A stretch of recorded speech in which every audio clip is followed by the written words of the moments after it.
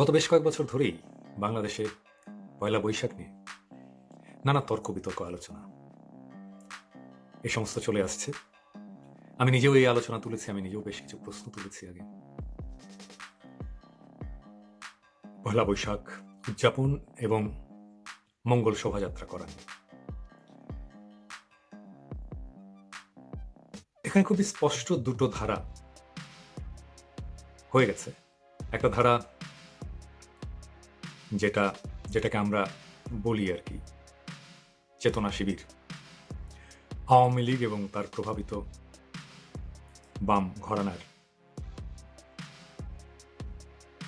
একটা ধারা, যারা পয়লা বৈশাখকে বাঙালির হাজার বছরের ঐতিহ্য হিসেবে প্রতিষ্ঠা করতে চায়। দ্বিতীয় আরেকটি ধারা,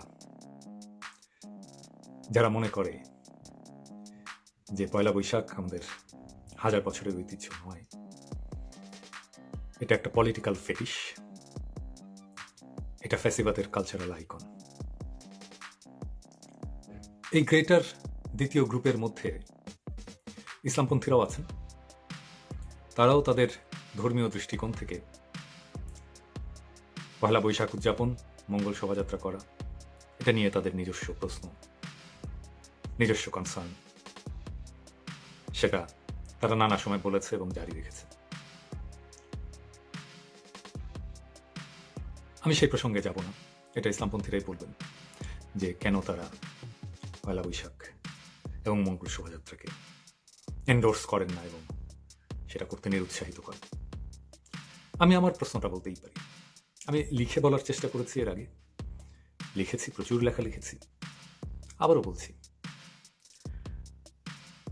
আমি মনে করি পয়লা বৈশাখ উদযাপন একটি আরোপিত ঘটনা, এটার সাথে বাঙালির ঐতিহ্যের ইতিহাসের কোনো সম্পর্ক নেই। মঙ্গল শোভাযাত্রা আরো পরের ঘটনা।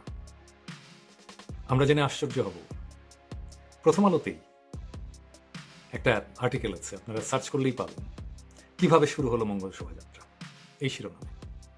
এবং সেখানে দেখা যাচ্ছে যে 1984 সালে প্রথম বাংলাদেশ বলে যে ভূখণ্ড, সেই ভূখণ্ডে প্রথম মঙ্গল শোভাযাত্রা হয়, এবং সেটা ঢাকায় নয়, সেটা চট্টগ্রামে। এবং সেই চট্টগ্রামে এই মঙ্গল শোভাযাত্রাটা হয়েছিল কারণ সেই সময় যারা মঙ্গল শোভাযাত্রা আয়োজন করেছিল তারা বলছে যে সেই সময়ে ছিল এরশাদের স্বৈরশাসন এবং রাজনীতি নিষিদ্ধ ছিল, প্রকাশ্য রাজনীতি। সেই সময় কিভাবে স্বৈরশাসনের বিরুদ্ধে সাধারণ মানুষকে সমবেত করা যায় এবং স্বৈরশাসনের বিরুদ্ধে একটা সম্মিলিত প্রতিবাদ জানানো যায়, সেটার উপলক্ষ হিসেবে একটা মিছিল পয়লা বৈশাখে করা হবে, সেই ধারণা থেকেই মঙ্গল শোভাযাত্রার আয়োজন করা হয়েছিল, যেটাতে বাধা দেবে না সরকার, তৎকালীন সরকার। এটাও ঠিক যে পয়লা বৈশাখ উদযাপনের সাথে যুক্ত রমনার বটমূলে যে ছায়ানটের রবীন্দ্রসঙ্গীতের আয়োজন, সেখানে আত্মঘাতী বোমা হামলা হয়েছে, মারা গেছে অনেকে, খুবই দুঃখজনক বিষয় সেটা।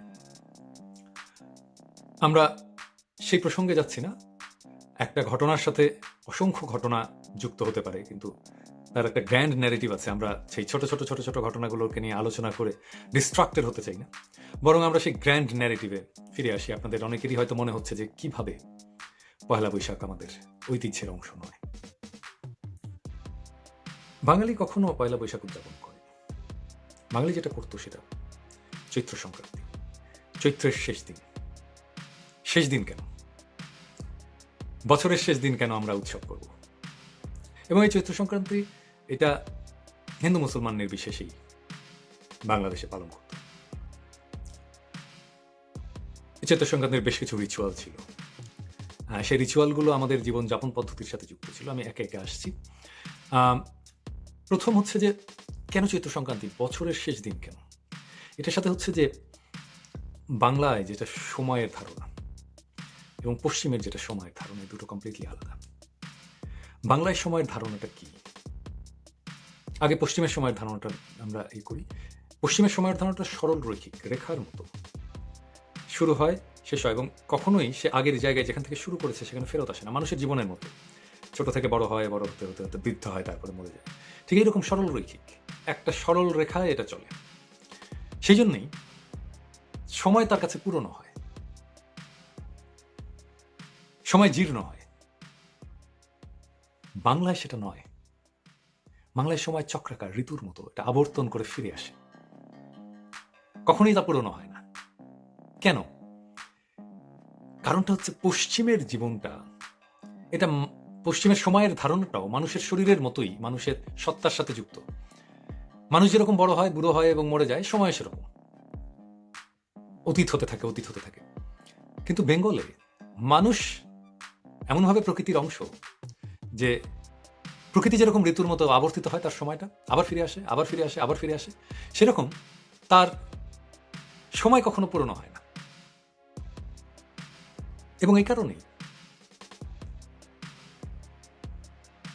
সে বছরের শেষ দিনটায় সে তার উৎসব করে, উৎসব করে সে আবার একটা নতুন আবর্তন, নতুন সাইকেল শুরু করে।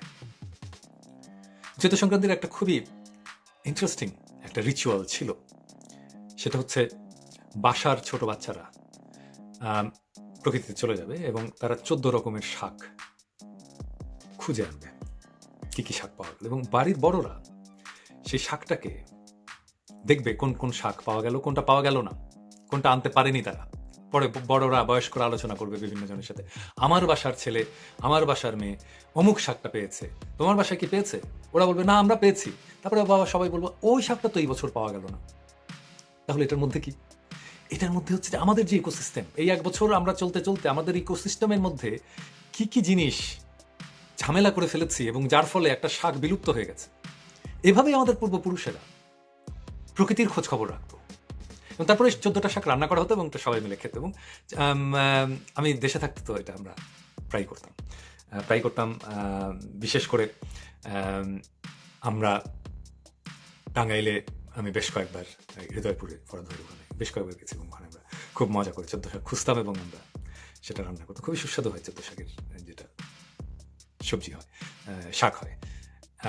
তো এটা গেল যে সময়ের ধারণার সাথে যুক্ত থেকে, এবং আমরা কিভাবে প্রকৃতির একটা অডিট করি, এটা নেচারের একটা অডিট করি, যে আমার নেচারে আমরা কি কি জিনিস ঝামেলা করে ফেলছি। এটা কমপ্লিটলি চলে গেছে এবং আমার ঐতিহ্যের সাথে কোনো সম্পর্ক নাই, এমন একটা জিনিস নাচানাচি করা এবং সেটাকে একটা পলিটিক্যাল ফেটিসে রূপান্তরিত করা। এবার আসেন দ্বিতীয় বিষয়, এইখানে যে মোটিভগুলো ইউজ করা হয়,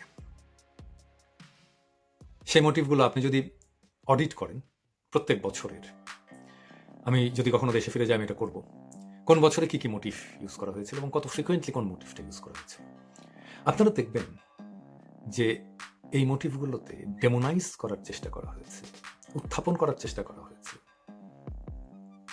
ইসলামপন্থাকে, ইসলামকে। দাড়ি, টুপি, পাঞ্জাবি, গলা টিপে রেখেছে, বড় হাত, তার মধ্যে গলা টিপে রেখেছে, কিটের মতো একজন দাড়ি টুপি পরা একটা ফিগার, কিটের মতো হাত করে রেখেছে, সাপ, যেটাকে দিয়ে তারা বলতে চায় এটা মৌলবাদ।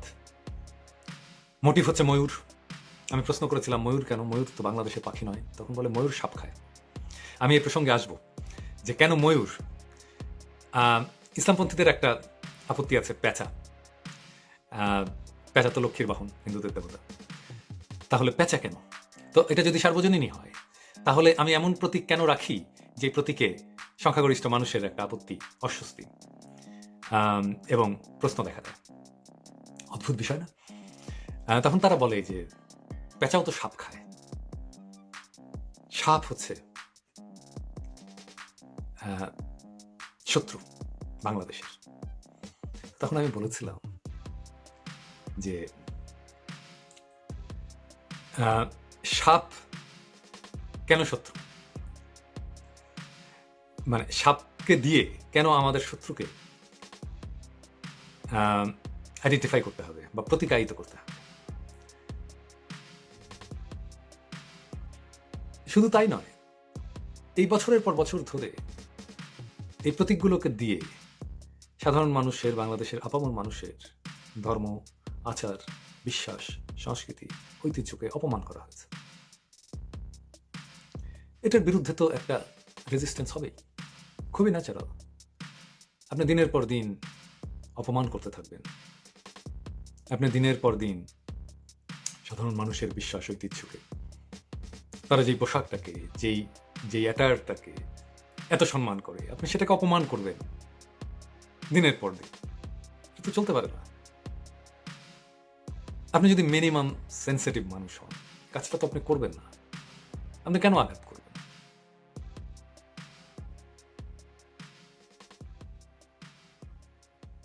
আমার মুক্তিযুদ্ধের বায়ানে ইসলাম বইয়ে আপনারা দেখবেন যে তারা বলে এটা রাজাকার। তো আমি তো ওখানে অসংখ্য প্রমাণ হাজির করেছি, এবং রাজাকার যুদ্ধক্ষেত্র থেকে শুরু করে রাজাকারের ট্রেনিং, রাজাকারদের পোশাক ছিল, রাজাকাররা খাকি পোশাক পরতো।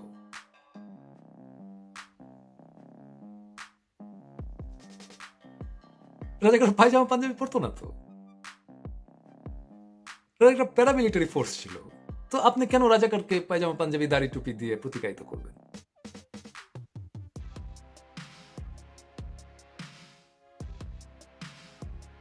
ফাইনালি আমি আরেকটা জায়গায় আপনাদের দৃষ্টি আকর্ষণ করতে চাই। এটা হয়তো একটু খটোমটো লাগবে। সেটা হচ্ছে, আপনারা নাম শুনেছেন দার্শনিক হেগেলের। হেগেলের একটা খুব ইন্টারেস্টিং কাজ আছে, lectures on philosophy of religion বলে তার বেশ কয়েকটা সিরিজ কাজ আছে। সেইখানে তিনি বলছেন যে মানুষের যেটা, এটা অন্য ধর্মের মতো, এটা ইসলামও বলে, যে কোনো ধর্মই এটা বলে, সেটা হচ্ছে মানুষের কাজই হচ্ছে, এই দুনিয়াবি কাজই হচ্ছে ঈশ্বরের যেটা দিব্য সত্তা সেটার পরিচয় লাভ করা। এই পরিচয় লাভ করার জন্য তার চিন্তা যখন শৈশব অবস্থায় আছে, তার চেতনা যখন অত বিকশিত নয়, তখন তার কিছু প্রতীকের দরকার পড়ে। সেই প্রতীকটাই হচ্ছে যিশু, উনি বলছেন, হেগেল বলছেন। তো আপনি এখন এটা অন্য ধর্মের সাথে যদি আপনি হিন্দু ধর্মের সাথে যদি করেন, তাহলে হিন্দু ধর্মের অনুযায়ী যদি বলা হয় যে আমি যখন আসলে ওই অর্থে নিরাকারকে কল্পনা করতে পারছি না, তখন আমার প্রতীকের দরকার পড়ছে। এবং মানুষের চেতনা যখন অগ্রসর হতে থাকে, এবং এটাই মানুষের চেতনার স্বভাবের এটা পরিণতি যে তার চেতনা অগ্রসর হতে, তখন তার ওই প্রাকৃতিক জিনিসের ওই প্রতীকের আর দরকার পড়ে না। তখন ঈশ্বরকে সে স্পিরিট হিসেবে অনুধাবন করতে পারে।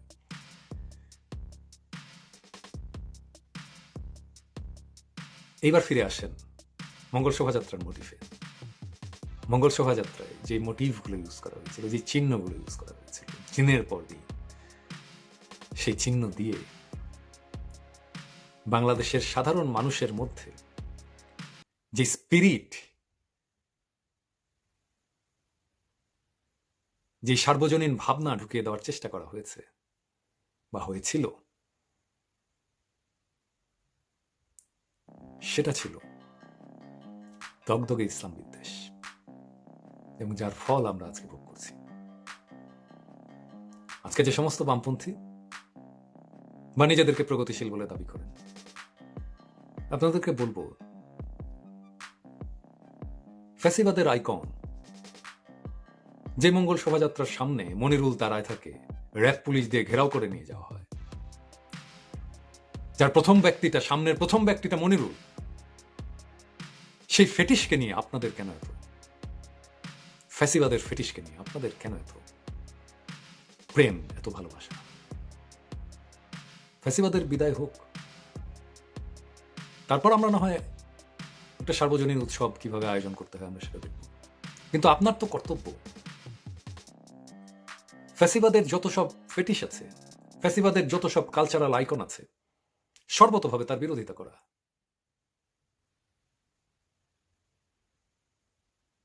আপনাকে তো আইডিয়াতে পরাস্ত করতে হবে ফ্যাসিবাদকে। এবং প্লিজ এই ফেটিশের পাশে দাঁড়াবেন না, এই ফেটিশের সাথে আপনাকে নিজেকে অ্যাসোসিয়েট করবেন না, এবং ফেটিশকে ফেটিশ বলতে শিখুন। আওয়ামী লীগের কালচারাল আইকনকে ওন করবেন না। আজকের দিনে এটাকে রিজেক্ট করাটাই আপনার বিপ্লবী কর্তব্য, সেটাই করুন। ভালো থাকবেন।